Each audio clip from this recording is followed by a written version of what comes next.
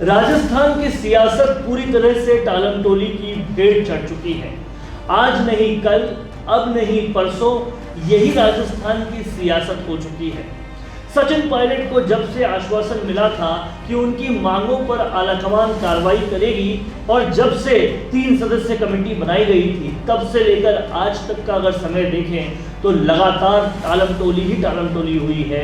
अभी ये चुनाव, आज वो, नित नया बहाना, नित नया रीजन लगाकर ये टालमटोली होती रही है। और एक बार फिर से राजस्थान का मंत्रिमंडल फेरबदल या फिर मंत्रिमंडल विस्तार, इसे जो भी नाम दिया जाए, वो टालमटोली की भेंट चढ़ चुका है। मेरा नाम है वरुण भंसाली। नमस्कार, राजस्थान संवाद के सबसे बड़े विश्लेषण मंच पर आप सभी का स्वागत है। मैं हूं चेतना शर्मा आपके साथ। एक बार फिर से मंत्रिमंडल विस्तार आगे खिसक चुका है, यानी कि पायलट खेमे को एक बहुत बड़ा झटका लग चुका है। और इस खबर को आप पूरे विस्तार से अगर देखना चाहते हैं तो अभी हमारे चैनल को सब्सक्राइब कर लीजिए और इस खबर को आखिर तक देखिए। अगर आप हमारी खबरों के विश्लेषण को हमेशा सबसे पहले देखना चाहते हैं तो सब्सक्राइब बटन के पास जो बेल आइकन है वो उसे भी दबा दीजिए, ताकि हमारा हर विश्लेषण सबसे पहले आप तक पहुंचे। हो क्या रहा है राजस्थान की सियासत में, ये समझने वाली बात। एक ही लक्ष्य है, एक ही गोल है, विकास का नहीं, राजस्थान की जनता के विकास का नहीं, बल्कि किसी भी तरीके से कोई भी बात को टाल दिया जाए, आगे बढ़ा दिया जाए, तारीख पर तारीख दे दी जाए। और यही हो रहा है सचिन पायलट समेत उन सभी विधायकों के सम्मान के साथ जो आलाकमान के आश्वासन के मुताबिक सम्मान चाहते थे। बार बार हो रही टालमटोली के साथ एक बार फिर से टालमटोली हो चुकी है और अब फिर से ये बात साफ हो चुकी है कि आने वाले कुछ दिनों में तो मंत्रिमंडल विस्तार नहीं हो रहा है। देखिए, अशोक गहलोत जी बीमार पड़ चुके हैं और उनकी इस हालत को देखते हुए मंत्रिमंडल करीब 15 तारीख के आसपास खिसक चुका है, क्योंकि गहलोत अभी नहीं चाहते, सियासी कोई भी दांवपेच अभी नहीं खेलने की हालत में है वो, और इसीलिए उन्होंने एक ब्रेक लेना चाहा है। और इसी ही कारण अब पायलट खेमे को अब और इंतजार करना पड़ेगा। जाहिर तौर पर विधानसभा का जो आने वाला सत्र है, उस सत्र से पहले तो कहीं पर भी विधानसभा, ये जो मंत्रिमंडल विस्तार है वो नहीं होगा। सत्र पूरा होगा और उसके बाद तक के लिए मंत्रिमंडल विस्तार टल गया है। अभी मुख्यमंत्री गहलोत जो हैं, जिनका एंजियोप्लास्टी हुई है, वो अब थोड़े दिन आराम करेंगे और उनके आराम से पहले ये मंत्रिमंडल विस्तार संभव नहीं है। उसके बाद जब विधानसभा शुरू होगी, उस विधानसभा के खत्म होने के तक का इंतजार करना पड़ेगा। जो जितने भी विधायक थे सचिन पायलट खेमे के, जो लगभग खुशी का लड्डू खाने वाले थे कि अब तो सम्मान मिलने वाला है, उनको फिर से एक बार मुख्यमंत्री गहलोत ने मुंह की खिलाई है और अब वो कहीं ना कहीं एक बार फिर से निराश हो गए। और इतने सियासी दावपेच होने के बाद अब सूत्रों के अनुसार ये पता चल रहा है कि मंत्रिमंडल में ज़्यादा बड़ा फेरबदल नहीं किया जाएगा, केवल 2 या फिर 3 मंत्री ही बदले जाएंगे। तो ये भी एक बहुत बड़ा झटका है पायलट खेमे के लिए, क्योंकि उसी खेमे से करीब 8 से 9 मंत्री इंतजार कर रहे थे अपनी ताजपोशी का। देखिए, समझने वाली बात ये है चेतना कि जिस तरह से हमने पंजाब में देखा है, पंजाब में नवजोत सिंह सिद्धू को एक सेकंड पावर सेंटर बनाया, उसके बाद में फिर से बगावत होनी शुरू हो गई। तो यहाँ आलाकमान फूक के कदम रखना चाहती है, लेकिन दूसरी तरफ वो कोई डिसीजन ले उससे पहले कुछ ना कुछ लगातार राजस्थान की सियासत में ऐसा हो जाता है कि ये टालमटोली होती ही जाती है, लगातार होती जाती है। और जिस तरह से अजय माकन जैसी कमेटियां जब भेजी गई तो उनका भी बहुत बड़ा रोल है इस टालमटोली को आगे बढ़ाने में। तो कहीं ना कहीं इसका बहुत बड़ा असर पड़ेगा सचिन पायलट के खेमे पर, और वो जो डिस्ट्रेस में जाते जा रहे हैं, वो जो दुखी होते जा रहे हैं, वो जो परेशान होते जा रहे हैं, उनकी परेशानी और बढ़ेगी और जाहिर तौर पर इसका खामियाजा कांग्रेस को भुगतना पड़ेगा। और देखिए, अभी तक तो पायलट चुप हैं, उन्होंने अपनी मर्यादा नहीं लागी है, लेकिन अब देखना दिलचस्प होगा कि अब एक बार फिर से जो मंत्रिमंडल विस्तार टल गया है, क्योंकि पंजाब की सियासत के बाद राजस्थान की सियासत में भी भूचाल आ गया था, क्योंकि उसी की तर्ज पर यहाँ भी कयास लगाए जा रहे थे कि मंत्रिमंडल विस्तार होगा, पायलट को भी कुछ ना कुछ पद दिया जाएगा, बहुत सारी चीज़ें ऐसी सुनने को मिली। लेकिन अब जब अशोक गहलोत की एंजियोप्लास्टी हो चुकी है और ये जो भी भूचाल आया था उस पर अब एक विराम लग गया है कुछ दिनों के लिए। लेकिन समझने वाली बात यह है कि ये जो विराम ऊपरी तौर पे लगा है, इससे अंदर जो दूसरा भूचाल आएगा उसको हमें बहुत गहनता से समझना होगा। क्योंकि अगर राजस्थान राज्य को देखा जाए, अंदर घुसकर गांव-गांव में जो हो रही सियासत है उसको देखा जाए, तो एक तरफ तो सचिन पायलट की लोकप्रियता बढ़ती जा रही है और दूसरी तरफ कहीं ना कहीं कांग्रेस के जो कार्यकर्ता हैं, देखिए कांग्रेस के पास कोई आरएसएस जैसा संगठन नहीं है, सिर्फ कार्यकर्ता ही बेस है उनकी राजनीति को चमकाने के लिए, आगे बढ़ाने के लिए। वो कार्यकर्ता लगातार नाराज होते जा रहे हैं। उन कार्यकर्ताओं का कहना है कि सिर्फ निर्दलियों को, सिर्फ बसपा के लोगों को तवज्जो दी जा रही है, उनको तवज्जो दी भी नहीं जा रही, और वो जो पायलट के साथ हमेशा रहे थे वो पहले से ही नाराज चल रहे हैं। ऐसे में ये जो लगातार टालमटोली हो रही है उस नाराजगी को और बढ़ा रही है, सब्र का बांध तोड़ रही है, और इससे कहीं ना कहीं कांग्रेस आने वाले समय में अपनी जमीन खत्म करने की दिशा में आगे बढ़ रही है। और इस नाराजगी का खामियाजा उनको भुगतना होगा आगामी चुनावों में, ये तय है।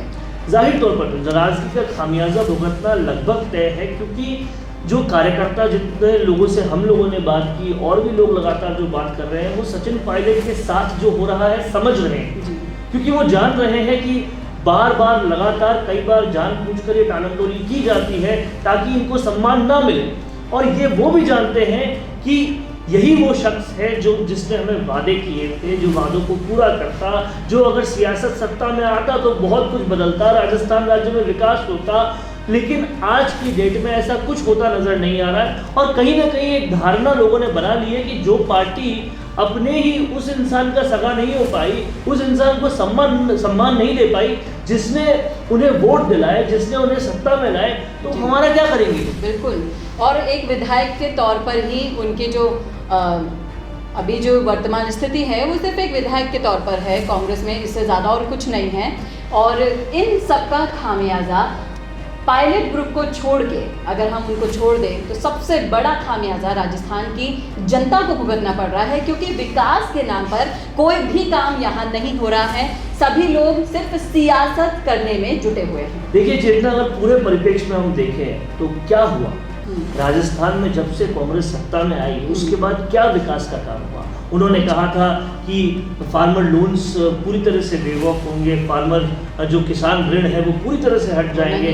अभी सिर्फ कोऑपरेटिव लोन्स माफ हुए, वो भी वसुंधरा राजे के कार्यकाल में 50,000 तक पहले से हो चुके थे, तो गिनती के जो लोन्स थे वो माफ हुए।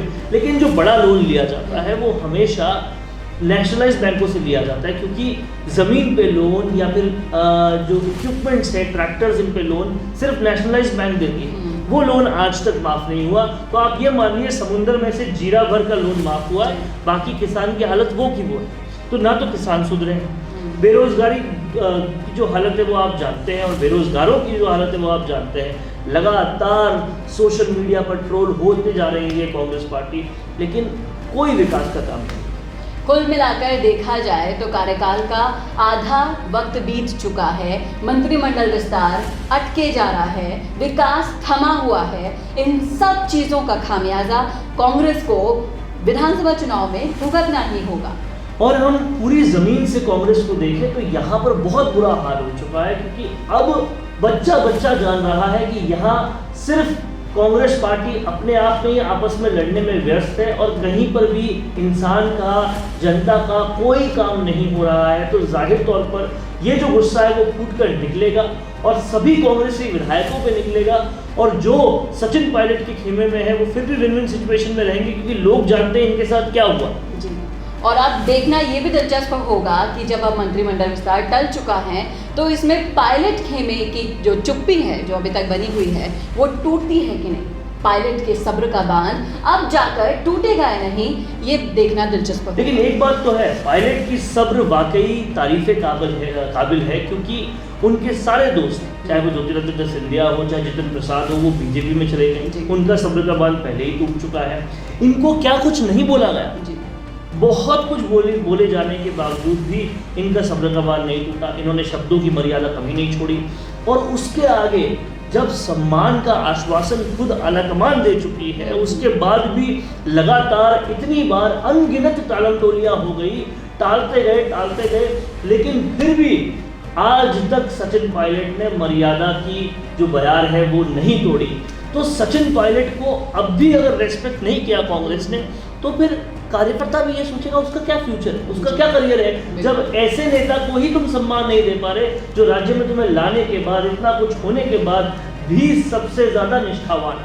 और सचिन पायलट के निष्ठावान कार्यकर्ता होने के कारण ही कई कार्यकर्ता ऐसे हैं जो अभी तक कांग्रेस के साथ बने हुए हैं, वरना वो भी कभी तक उनका साथ छोड़ चुके होते। जाहिर तौर पर सचिन पायलट के साथ जो हैं उनके डिसिप्लिन की वजह से ही, उनको देखकर ही, उनके बड़प्पन को देखकर ही आज बहुत सारे कार्यकर्ता आज भी कांग्रेस पे जुड़े हुए हैं। नहीं तो कांग्रेस की जमीन की स्थिति ये है कि अधिकतर कार्यकर्ताओं की कोई बात नहीं सुनी जा रही जो सचिन पायलट के साथ हैं या नहीं है। किसी भी कार्यकर्ता की बात नहीं सुनी जा रही, उल्टा उन लोगों की बात सुनी जा रही है जो कांग्रेस से बागी हो गए थे, निर्दलीय चुनाव लड़ लिए थे, किसी वजह से जीत गए थे, अब वो उन कांग्रेस के ऊपर सर चढ़कर बैठे हैं जो कांग्रेसी निष्ठावान थे। तो हर तरफ से एक ही चीज हो रही है, निष्ठा वाले से ऊपर जो गैर निष्ठावान है वो बैठा हुआ है, उनको दबा रहा है, लेकिन फिर भी कोई कुछ नहीं बोल रहा क्योंकि वो सचिन पायलट की बड़प्पन को देखते जा रहे हैं। तो इन सब के बाद अब ये सब देखना दिलचस्प होगा कि अब ये सियासत कौन सा मोड़ लेगी इन विधानसभा सत्र के बाद, और मंत्रिमंडल विस्तार तब भी होगा या नहीं, ये सवाल अभी भी बना हुआ है। क्योंकि जिस तरह से टालमटोली होती जा रही है, ये टालमटोली और चलेगी, क्योंकि जब तक अशोक गहलोत दिल्ली दरबार में नहीं जाते, दिल्ली दरबार में जाकर आला कमान से नहीं मिलते, उससे पहले किसी भी तरह से मंत्रिमंडल फेरबदल होना या मंत्रिमंडल विस्तार होना नामुमकिन है। और जिस तरह से उनकी तबीयत अभी लग रही है, उनको बिना आराम लिए वो नहीं जा सकते दिल्ली, तो जाहिर तौर पर बिना दिल्ली जाए ये होना नामुमकिन है। और इसलिए साफ तौर पर टालमटोली और होगी, और ज़्यादा वक्त लगेगा, और इससे सब्र का बांध किस तरह से टूटेगा ये वाकई देखने लायक होगा। तो ये था राजनीति की राजस्थान की राजनीति का हालिया सियासत का पूरा विश्लेषण। कैसा लगा आपको? आप हमें कमेंट करके कमेंट बॉक्स में जरूर बताएं, और हमारे चैनल को सब्सक्राइब करना ना भूलिएगा।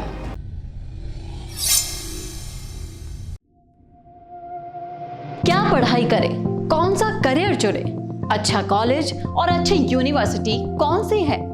अगर ये सारे सवाल आपके मन में भी आ रहे हैं तो इन सब का एक ही जवाब है, राफेल्स यूनिवर्सिटी। राफेल्स यूनिवर्सिटी और गोल्डन एजुकेशन पर छोड़िए अपने करियर की जिम्मेदारी और बढ़ाइए अपनी प्रगति और उन्नति की दिशा में एक बड़ा कदम।